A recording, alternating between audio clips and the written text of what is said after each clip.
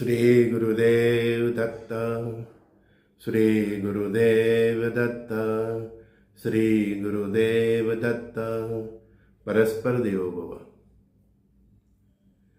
ગુરુત્વાકર્ષણ જે આપણે સેટેલાઇટ છોડીએ છીએ કે ઉપર જે પણ પદાર્થ ફેંકીએ છીએ કેવળ એની પર નથી લાગતું.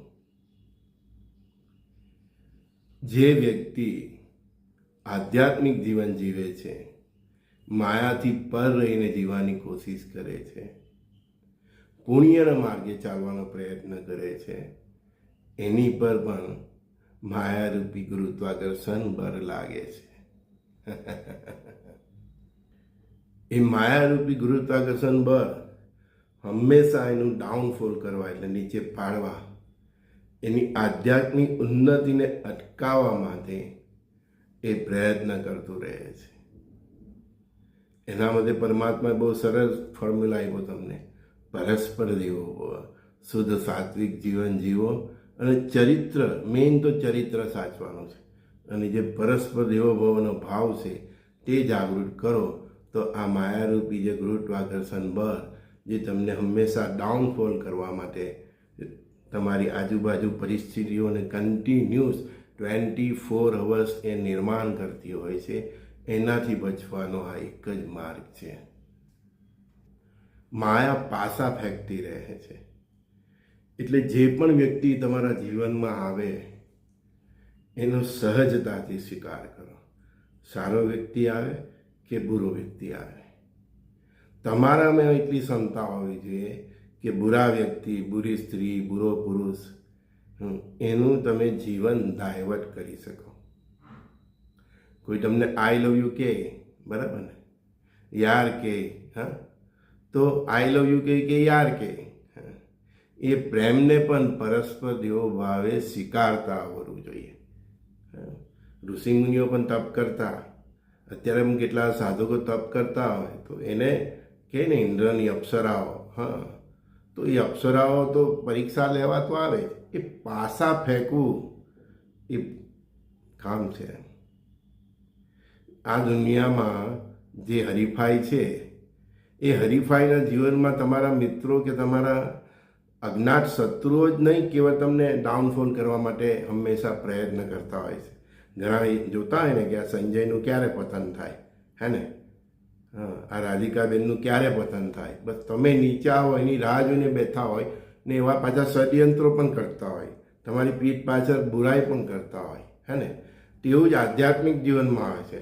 તમે જેમ ઉપરના માર્ગે, ઉર્ધ્વ માર્ગે જાઓ, જેમ તમે શુદ્ધ સાત્વિક જીવન જીવો, જેમ તમે તમારું ચરિત્ર સાચવવાની કોશિશ કરો, જેમ તમે પરસ્પર દેવો ભાવનો જાગૃત કરો, જેમ તમે વસુદેવ કુટુંબનો ભાવ જાગૃત કરો, તેમ તમને આ બધા ભાવમાંથી નીચે લાવવા માટે, ડાઉનફોલ કરવા માટે માયા બધી જ શક્તિઓનો પ્રયત્ન કરે છે. સામ દામ ભેદ દંડ નીતિ, એમાં પુરુષ હોય તો સ્ત્રી અને સ્ત્રી હોય તો પુરુષ. એમ ઘણીવાર તમારા સખાઓ, તમારા મિત્રો, તમારા પોતાના પુત્રો, બાળકો, માતા, તમારા ફેમિલીમાંથી જ એક તમને કહે ને ઇમોશનલ બ્લેકમેલિંગ કરીને તમને ડાઉનફોલ કરવાનો પ્રયત્ન કરે છે. એટલે કેવલ તમારું બુરું ઈચ્છતા, તમારી પ્રગતિથી બુરું ઈચ્છતા કેવલ આ સમાજમાં જ નથી, આધ્યાત્મિક જે વર્લ્ડ છે, આ બ્રહ્માંડ છે, એમાં જે પણ વ્યક્તિ ઉદ્ધવગતિ તરફ જાય છે, આધ્યાત્મિક ઊંચાઈ પ્રાપ્ત કરવાનો પ્રયત્ન કરે છે, એને પણ ડાઉનફોલ કરવા બ્રહ્માંડમાં રહેલી આ માયારૂપી અસુરી શક્તિઓ હંમેશા પાસા ફેંકતી રહે છે. પુરુષ હોય તો સ્ત્રી તરીકે બનાવે અને સ્ત્રી હોય તો પુરુષ તરીકે બનાવે. ઘણીવાર તમારા સગાવાલામાંથી જ કોઈને કોઈ આવે, પુત્ર આવે, પુત્ર વધુ આવે, તમને લાગણીમાં ભેળવીને તમને તમારી એ ઊંચાઈ પ્રાપ્ત કરવા માટે હંમેશા પ્રયત્નો થતા રહે છે. સાપ સીડીની જેવી રમત આધ્યાત્મિક ઊંચાઈ પ્રાપ્ત કરવામાં પણ છે. ક્યાં કયો સાપ તમને કડી જાય એના માટે હંમેશા સાવધ રહેવું. કહે છે ને કે કંચન અને કાયાથી દૂર રહેવું. એ સાધુઓ, તપસ્વીઓ એમને થોડા દૂર રહે છે. ઘણા તો પૈસાને પણ સ્પર્શ નહીં કરે, કારણ કે એ પણ એ માયાનું જ એક સ્વરૂપ છે. આ પૃથ્વી એક્ઝામ સેન્ટર જ છે. અહીંયા પાપ અને પુણ્યની હંમેશા લડાઈ થતી રહે છે. આ રણયુદ્ધ જ છે. રણયુદ્ધ એટલે પેલું મહાભારત જેવું નહીં, આ બાજુ અર્જુન ને આ બાજુ દુર્યોધન. તમારા જીવનમાં પણ ઢગલે ને પગલે આ યુદ્ધ ચાલતું હોય છે. જે સભાન હોય છે, જેની ચેતના જાગૃત હોય છે, જેનો વિવેક જાગૃત હોય છે, તે આ યુદ્ધને પારખી રહે છે અને સાવધ રહે છે. પરિસ્થિતિ એવી નિર્માણ થઈ હતી કે કામદેવે મહાદેવને પણ ન છોડ્યા હતા. ભલે મહાદેવને પછી ભસ્માભૂર કરી નાખ્યો, બરાબર, તો એ જે કામદેવે મહાદેવને ન છોડ્યા તે તમને અને મને શું છોડશે? એમાંથી નીકળવાનો માર્ગ આપ્યો પરમાત્માએ, પરસ્પર દેવો ભવ. આ પરસ્પર દેવો ભવનો ભાવ દરેક આધ્યાત્મિક ઊંચાઈ પ્રાપ્તિ કરનાર ઈચ્છનાર વ્યક્તિ માટે અને સંસારિક જીવનમાં વિજય પ્રાપ્તિ કરનાર વ્યક્તિ માટે આ પરસ્પર દેવોનો ભાવ એ બ્રહ્માસ્ત્ર છે. કંઈક તો છે ને આ શબ્દનું મહત્વ, આ પરસ્પર દેવો ભવનો ભાવનું મહત્વ, કે મારા લખાણ અંતે પણ હું આ પરસ્પર દેવો ભવ લખું છું. કેમ?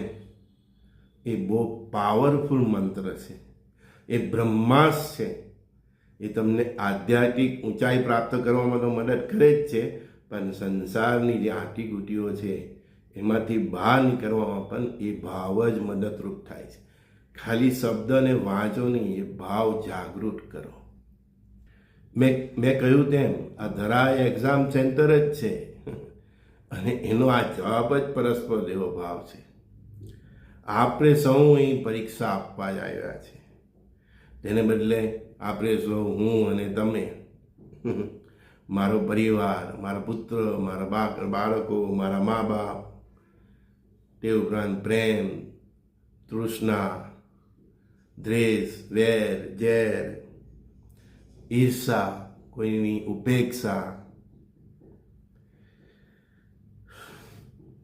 આ બધામાં આપણે વ્યસ્ત રહીને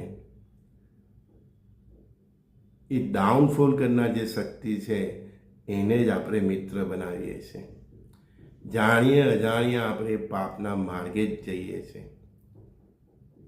અને જે તમારું ઉધ્વ ગતિ છે એમાં જો વિઘ્નહર્તા છે તો આ બધા ભાવ છે. હું અને મારો પરિવાર, મને આટલો જ પ્રેમ કર્યો, મને ઓછો પ્રેમ કર્યો, પેલા તો મને પ્રેમ જ નથી કરતો, એને 2 બાળકો, મને 1 પણ બાળકો નહીં, એની પાસે આટલી સમજી, મારી પાસે નહીં, એની આટલી સારી નોકરી, મારી પાસે નહીં. આ દ્વેષ, ઈર્ષા, વેરઝેર, કાવા દાવા, એમાં આપણે એટલા વ્યસ્ત થઈ જઈએ છીએ કે આપણી અંદર જે ચૈતન્ય શક્તિ પરમાત્મા એક બીજ રૂપે આપેલી હોય છે એને જાગૃત કરીને આપણે પરમપિતા પરમાત્મા સુધી જે પહોંચવાનું હોય છે એને આ માયા આ વિવિધ રૂપે ખેલ કરીને તમને માર્ગે જતા અટકાવે છે. ઘણા તો લાકડા ભેગા થઈ જાય તો નથી આ માયાની પકડમાંથી છૂટી શકતા. એના માટે આપણી સંસ્કૃતિએ 4 અવસ્થાઓ આપેલી, બાલ્ય અવસ્થા, યુવા અવસ્થા, હે ને, એ બધી જે અવસ્થા આપેલી, 25 વર્ષની જે બધી અવસ્થાઓ આપેલી, વાનપ્રસ્થાશ્રમ ને છેલ્લે સંન્યાસ આશ્રમ, એ આ પકડમાંથી છૂટવાની બધી અવસ્થાઓ આપેલી. બહુ જ્ઞાની હતા આપણું જે જૂની પરંપરા છે અને જે ઋષિયોગનો છે તે. હમણાં હાલમાં જે વિશ્વ છે 800-900 કરોડની વસ્તી છે, એમાં મોટે ભાગના વિશ્વના રાજાઓ અને મોટે ભાગની વસ્તીઓ એટલે પ્રજાઓની આ જ માનસિકતા છે. એમ જોઈએ તો બધાની બુદ્ધિ જ હેક થઈ ગઈ છે. પછી દેશના રાજા હોય, વિશ્વના રાજા હોય, જુદા જુદા દેશના રાજા હોય, બધાની બુદ્ધિ હેક થઈ ગઈ છે. એ આ જે ભવંદર છે એમાંથી બહાર આવીને કોઈ જોઈ શકતું નથી અને એ ભવંદર એની અંદર બધાને લેતું જ જાય છે. અને જ્યારે સાધુ સંતો, અવધૂતો, અવતારી પુરુષો આ ભવંદરમાંથી તમને બહાર કાઢવામાં સક્ષમ નહીં રહે અથવા બહુ ઓછા મર્યાદિત માત્રામાં જ્યારે સફળ થાય છે ત્યારે પરમાત્માને યુગ પરિવર્તન કરવાની જરૂર પડે છે. ઘણાને આ યુગ પરિવર્તનની પરિસ્થિતિમાં પોતાના બાળકો, પત્ની અને સંપત્તિની ફિકર રહે છે. મને બધા પ્રશ્નો કરે છે, જ્યારે વાસ્તવિકતા તો એ છે કે કોણ કોનું અહીં. વાસ્તવિકતા એ છે કે કોણ કોનું બાળક છે, કોની આ સંપત્તિ છે. જરા વિચાર તો કરો કે તમે જેને મારું મારું કરો છો એ ધરતી એટલે કે લક્ષ્મીનો માલિક તો મારો પાંડુરંગ વિઠ્ઠલ છે. હે સખા, તું ભૂલ્યો, હું ભૂલ્યો નથી, એટલે તને હું રોજ જગાડવા આવું છું. કે આ નાના બાળકની જેમ આ વસ્તુઓને, આ રમકડાઓને, આ સંપત્તિઓને તું જે હાથમાં જકડી રાખે છે, એ સંપત્તિ અને સગાઓની પકડ નહીં રાખ, કારણ કે અંતે પણ એ તારે હાથે છૂટવાનું જ છે. તો જેટલો સમય આ રમકડું તારા હાથમાં છે એટલો સમય એની સાથે રમી લે, એનો સદુપયોગ કરી લે. રમકડું એટલે સંપત્તિઓ અને સંસાધનો. તમારો બાળકો એ પણ તમારા સંપત્તિ અને સંસાધનો જ છે, એને પણ યોગ્ય દિશામાં વાળો.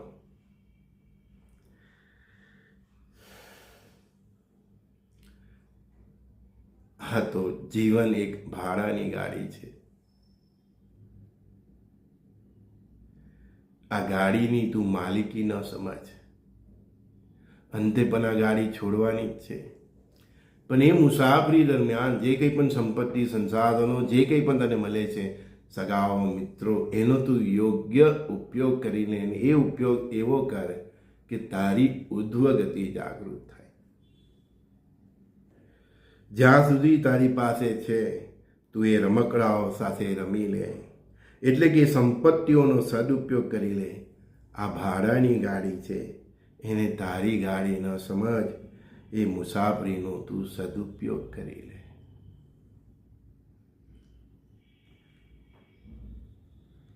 મેં કહ્યું ને, ઘણા એના બાળકો અને સંપત્તિઓની ફિકર કરે છે કે સાહેબ આ યુગ પરિવર્તન થશે તો મારા બાળકોનું શું થશે, અમારી સંપત્તિઓ શું થશે, હે મેં આટલા મ્યુચ્યુઅલ ફંડમાં પૈસા રાખ્યા છે એનું શું થશે. વાસ્તવિકતા તો એ છે પહેલા, કોણ કોનું અહીં બાળક છે, કોની આ સંપત્તિ છે, જરા તું વિચાર તો કરી લે. તમે જેને મારું મારું કરો છો એ ધરતી એટલે કે લક્ષ્મીનો માલિક તો મારો પાંડુરંગ વિઠ્ઠલ છે. તમારી પાસે જે કંઈ પણ સંપત્તિ, સંસાધનો છે એ ક્યાંથી આવ્યો છે? પૃથ્વીમાંથી આવ્યો છે. ને પૃથ્વી જે લક્ષ્મી છે, મેં કેટલી વાર કહ્યું ને, એ લક્ષ્મીનો માલિક કોણ છે? પાંડુરંગ વિઠ્ઠલ. તમને એક બાળક સમજીને પરમાત્માએ તમારા હાથમાં આપ્યું છે, તમારી લાયકાત સમજીને. એનો તું સદુપયોગ કરી લે. હાથમાં છે ત્યાં સુધી સદુપયોગ કરી લે. પછી એ છૂટી જ જવાનું છે. નહીં છોડશે તો પણ એ છોડાવી દેવાનું છે. તમારો જીવને પણ તમે તમારી મુઠ્ઠીમાં મૂકી દેશો ને તો એ કાળ એ મુઠ્ઠી ખોલવીને પણ તમારો જીવ લઈ જશે. કાળનો પણ કાળ મહાકાલ છે. એ સુદર્શન ચક્રધારી છે. હું તમને જગાડવા આવું છું કે આ સંપત્તિ, સંસાધનો, પત્ની, બાળકોનો મોહ નહીં કરો. પરમાત્માએ કીધું જ છે કે જેને દાંત આપ્યા છે એને હું ચવાણું આપીશ. પક્ષીને ચણ પણ એ જ આપે છે, હાથીને મણ પણ એ આપે છે. સમુદ્રમાં રહેલી મછલીઓને પણ આહાર એ જ આપે છે અને પૃથ્વી પર વિહરનાર પશુઓને પણ આહાર એ જ આપે છે. તું કોની ફિકર કરશે? તું ભાઈ તારી ફિકર કર. તારી સાથે આ જે બધા છે તે કેવળ ઋણાનું બંધનથી છે ને આ બધી જ જે માયા છે તે ગુરુત્વાકર્ષણ બનશે, જે તને ઉધ્વગતિ તરફ જતો રોકે છે, તારું ડાઉનફોલ કરે છે. જાગૃત વ્યક્તિ એ જ છે કે જે બધાનું કરી, બધાનું જે કે જેને જે આપવાનું છે એ આપી લે છે. પત્ની, બાળકો માટે એનાથી જેટલું થાય એટલું કરી લે છે અને પછી એ મોહમાંથી છૂટીને એ પોતાની ઉધ્વગતિ પ્રાપ્ત કરે છે. સંતો અવધૂત તને જો, તમે બાપુ બાપુ કહો, તમને એમ કે બાપુ તમારા જ છે, એ તમારા રહીને પોતાની ઉધ્વગતિ કરે છે. તમને જે આશીર્વાદ આપવાનો, જે આપવાનું તે આપી દે છે, તમારા રહીને તમે એની ઉધ્વગતિ કરે છે.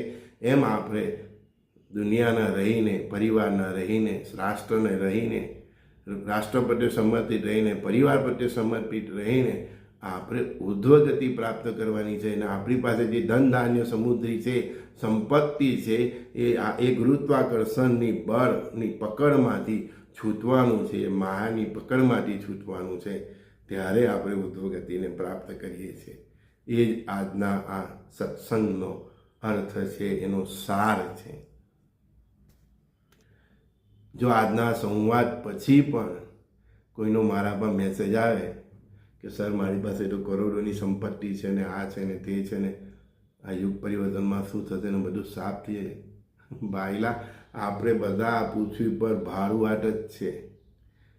આવ્યા ત્યારે પણ કોઈ ખિસ્સું નથી આપ્યું ને જઈએ ત્યારે પણ કોઈ ખિસ્સે નથી આપ્યું. ઇન બિટવીન તમને જે કંઈ પણ સંપત્તિ, સંસાધન, પરિવાર, પુત્ર, બાળકો, પત્ની, આ રાષ્ટ્ર, જે કંઈ પણ તમને આ ભૂમિ તરફથી અર્પણ થાય છે એનો તમે કેવો ઉપયોગ કરો છો તે જ મહત્ત્વનું છે.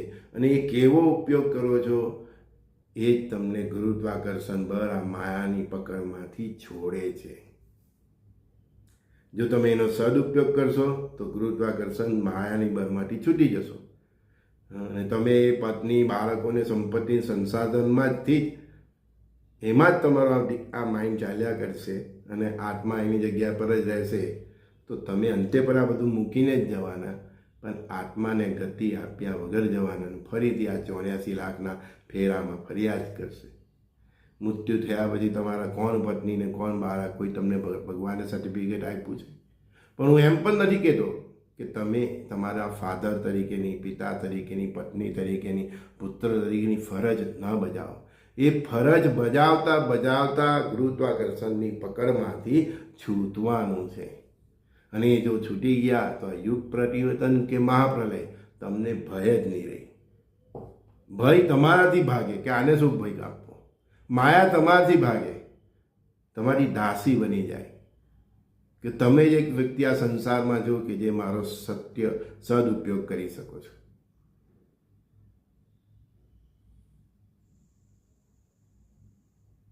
શ્રી ગુરુદેવ દત્ત, શ્રી ગુરુદેવ દત્ત, શ્રી ગુરુદેવ દત્ત. સમજાયું? પરસ્પર દેવો ભવ, આ કેવું બ્રહ્માસ્ત્ર જેવું મંત્ર પરમાત્મા આપ્યો છે. અને આ ગુરુત્વાકર્ષણ બળમાંથી કેવી રીતે છૂટી શકો છો એની આજે સમજ પરમાત્માએ તમને આપી છે. તમે આ તમારું શરીર લઈને નથી જઈ શકતા. આ બધી કમાયેલી સંપત્તિ, મ્યુચ્યુઅલ ફંડમાં, શેર બજારમાં, આ બધામાં રોકેલી સંપત્તિ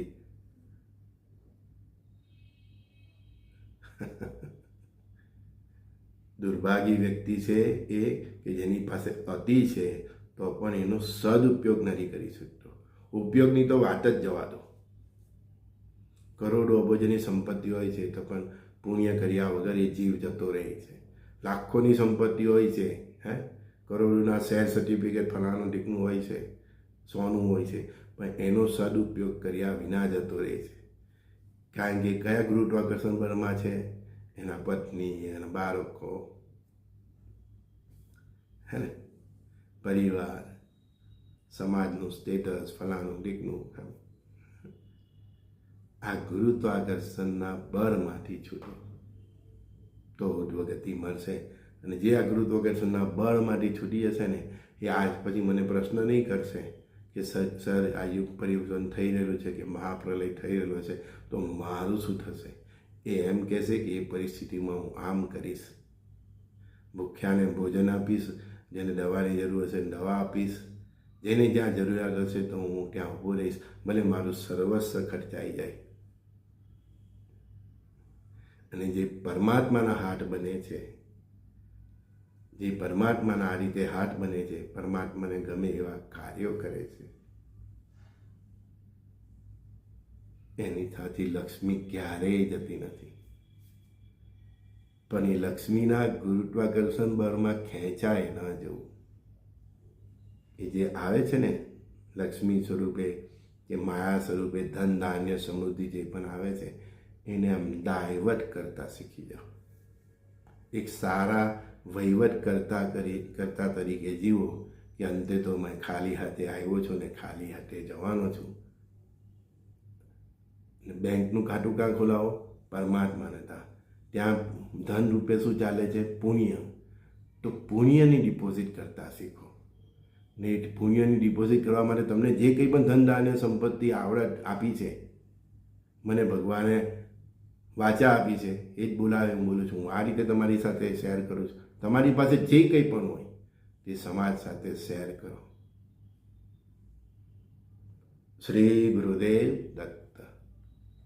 મળી ત્યારે સંજય બોરીવાલાના સર્વે સખાઓ મિત્રોને પ્રણામ.